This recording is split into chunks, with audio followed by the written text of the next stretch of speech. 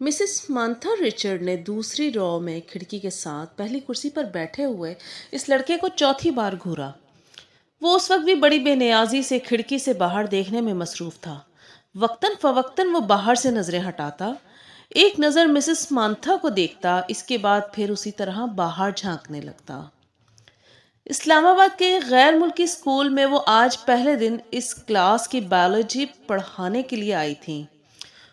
वो एक डिप्लोमेट की बीवी थी और कुछ दिन पहले ही इस्लामाबाद अपने शौहर के साथ आई थी। टीचिंग इनका प्रोफेशन था और जिस मुल्क में उनके शौहर की पोस्टिंग हुई वो वहाँ सिफारत खाने से मुंसलिक स्कूल्स में पढ़ाती रहीं। अपने से पहले बायोलॉजी पढ़ाने वाली टीचर मिसेस मैरीन की स्कीम ऑफ वर्क को ही जारी रखते हुए उन्होंने क्लास के साथ कुछ इब्तदाई तारुफ और गुफ्तगू के बाद दिल और निज़ाम दौरान खून की डायग्राम राइटिंग बोर्ड पर बनाते हुए उसे समझाना शुरू किया। डायग्राम की वजाहत करते हुए उन्होंने इस लड़के को खिड़की से बाहर झांकते हुए देखा। पुरानी तकनीक का इस्तेमाल करते हुए अपनी नजरें उस लड़के पर मरकूज रखते हुए उन्होंने अचानक बोलना बंद कर दिया। क्लास में यकदम खामोशी छा गई। इस लड़के ने सर झुकाकर अंदर देखा। मिसेस मांथा रिचर्ड्स से इसकी नजरें मिली। मिसेस मांथा रिचर्ड्स मुस्कुराई और एक बार फिर उन्होंने अपना लेक्चर शुरू कर दिया। कुछ देर तक उन्होंने इसी तरह बोलते हुए अपनी नजरें इस लड़के पर रखी जो अब अपने सामने पड़ी नोटबुक पर कुछ लिखने में मसरूफ था। इसके बाद मिस मांथा रिचर्ड ने अपनी तवज्जो क्लास में मौजूद दूसरे स्टूडेंट्स पर मरकूज कर ली। उनका ख्याल था वो खासा शर्मिंदा हो चुका है, दोबारा बाहर नहीं देखेगा। मगर सिर्फ 2 मिनट बाद उन्होंने एक बार फिर खिड़की से बाहर मुतवज्जो देखा। वो एक बार फिर बोलते बोलते खामोश हो गईं।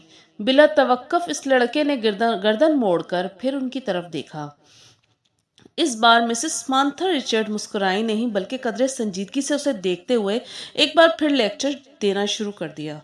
चंद लम्हे गुजरने के बाद उन्होंने राइटिंग बोर्ड को देखने के बाद दोबारा इस लड़के को देखा तो वो एक बार फिर खिड़की से बाहर कुछ देखने में मसरूफ था। इस बार गैर मामूली तौर पर इनके चेहरे पर कुछ नाराज़गी नमूदार हुई और वो कुछ झिंझलाते हुए खामोश हुई। और उनके खामोश होते इस लड़के ने खिड़की के बाहर से अपनी नजरें हटाकर उनको इनकी तरफ देखा। इस बार इस लड़के के माथे पर भी कुछ शिकने थी। एक नज़र मिसेस मांथा रिचर्ड को नागवारी से देखकर वो एक बार फिर खिड़की से बाहर देखने लगा। इसका अंदाज इस कदर तौहीन आमेज था कि मिसेस मांथा रिचर्ड का चेहरा सुर्ख हो गया। सालार, तुम क्या देख रहे हो? उन्होंने सख्ती से पूछा। नथिंग, एक लफ्जी जवाब आया। वो एक चुपती हुई नजरों से उन्हें देख रहा था। तुम्हें पता है मैं क्या पढ़ा रही हूँ?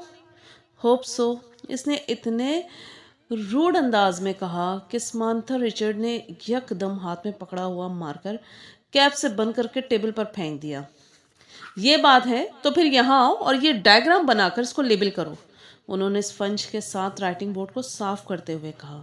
एक के बाद दीगरे लड़के के चेहरे पर कई रंग आए। उन्होंने क्लास में बैठे हुए स्टूडेंट्स को आपस में नज़रों का तबादला करते देखा। वो लड़का अपसर्ड नज़रों के साथ समांथा रिचर्ड को देख रहा था। जैसे ही उन्होंने राइटिंग बोर्ड से आखिरी निशान साफ किया वो अपनी कुर्सी से एक झटके के साथ उठा। तेज कदमों के साथ इसने टेबल पर पड़ा हुआ मार्कर उठाया और बर्क रफ्तारी के साथ राइटिंग बोर्ड पर डायग्राम बनाने लगा। पूरे 2 मिनट 57 सेकंड के बाद इसने मार्कर पर कैप लगाकर इसे मेज पर उसी अंदाज में उछाला जिस अंदाज में समांथा रिचर्ड ने उछाला था और समांथा रिचर्ड की तरफ देखे बगैर अपनी कुर्सी पर आकर बैठ गया।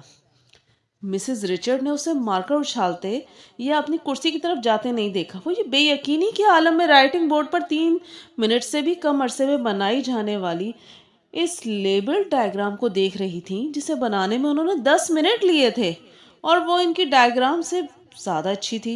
वो कहीं भी मामूली सी गलती भी नहीं ढूंढ सकी। कुछ खफीफ से होते हुए उन्होंने गर्दन मोड़कर एक बार फिर इस लड़के को देखा। वो फिर खिड़की के बाहर देख रहा था।